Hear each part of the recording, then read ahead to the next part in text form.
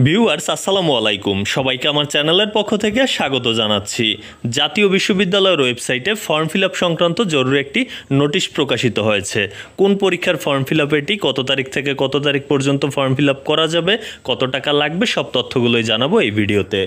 তো এখানে যেটি বলা হয়েছে যে আগামী 10/8/2025 অর্থাৎ 10 আগস্ট থেকে 21 আগস্ট এই সময়ের মধ্যে কিন্তু ফর্ম ফিল আপ করা যাবে এই পরীক্ষাটির। আর পরীক্ষাটির নাম হচ্ছে 2025 সালের ক্রীড়া কোচিং স্নাতকোত্তর ডিপ্লোমা প্রথম সেমিস্টার পরীক্ষা। আর তাছাড়া এই পরীক্ষাটিতে অংশগ্রহণ করতে পারবে 2024-25 সেশনের নিয়মিত শিক্ষার্থীরা এবং 2023-24 সেশনের অনিয়মিত শিক্ষার্থীরা।